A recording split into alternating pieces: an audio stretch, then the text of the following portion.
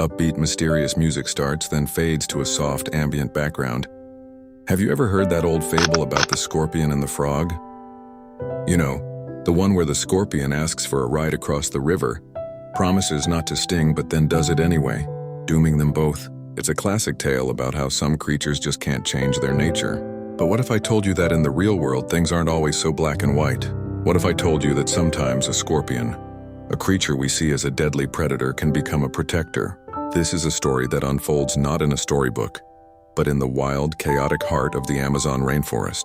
Our story begins with a tiny, newly hatched river turtle, no bigger than a bottle cap. It's a perilous world for a creature so small. From the sky, hawks and eagles circle like silent assassins. In the water, piranhas and caimans lurk.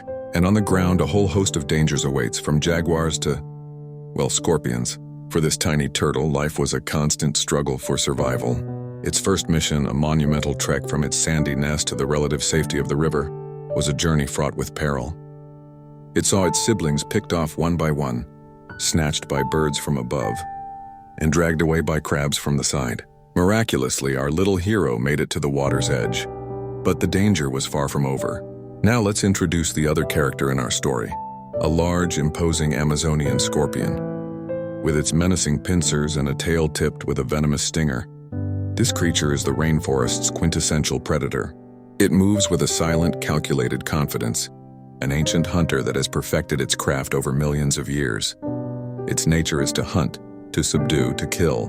One sweltering afternoon, as the little turtle was foraging for algae near the riverbank, it found itself in a terrible predicament. A swarm of aggressive army ants, the terror of the jungle floor, was on the march. These ants moved like a living carpet, devouring anything and everything in their path. For a slow-moving baby turtle, there was no escape. They swarmed over its tiny shell, their sharp mandibles biting at its soft, exposed skin around its legs and head. The turtle retracted as much as it could, but it was only a matter of time. The sheer number of ants would overwhelm it, delivering a slow, agonizing death. It was a scene of certain doom. The little turtle was trapped, about to become just another casualty in the rainforest's brutal cycle of life and death. But then, something extraordinary happened. From the leaf litter nearby, the scorpion emerged. It wasn't hunting the turtle. It was drawn by the commotion of the ant swarm. Now you'd expect the scorpion to either ignore the turtle's plight or, worse, see it as an easy meal. But that's not what happened. Instead of attacking the turtle, the scorpion began to attack the ants. With a surprising ferocity, it used its large pincers to snip and crush the ants that were swarming the turtle's shell. It moved with a strange sense of purpose, its tail arching defensively, not at the turtle but at the encroaching sea of insects. It methodically, almost systematically, cleared the ants off the turtle's back and from the ground immediately surrounding it. It was like watching a knight defending a tiny shelled fortress. The little turtle, likely terrified of both the ants and its unlikely savior, remained hidden in its shell. The scorpion patrolled the area for several long minutes, its body a dark shield against the ant swarm. It created a small, protected zone, a temporary sanctuary for the turtle. It picked off any ant that dared to cross the invisible line it had drawn. And then, as the main swarm of ants moved on, finding easier targets elsewhere, the chaos subsided. The immediate danger had passed. The scorpion, its job seemingly done, lingered for a moment.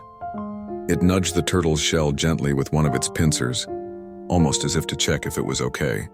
The turtle, sensing the threat was gone, slowly poked its head out. There was a moment of stillness between these two vastly different creatures, the predator and the potential prey.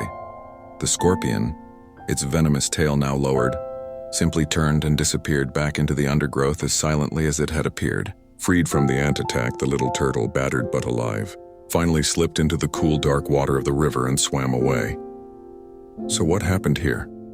Was it a conscious act of altruism? Did the scorpion feel pity? It's impossible to know the scorpion's true motive. A scientist might argue it was simply territorial, aggression.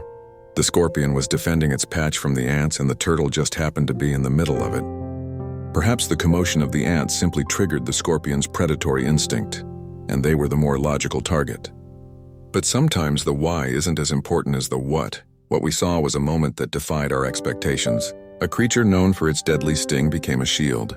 A natural-born predator became an accidental, or perhaps intentional protector. It is a powerful reminder that nature is far more complex and mysterious than we give it credit for. It's not always a simple story of good versus evil, or predator versus prey. Sometimes in the heart of the wild you find the most unlikely of heroes, and a scorpion can, against all odds, save a turtle.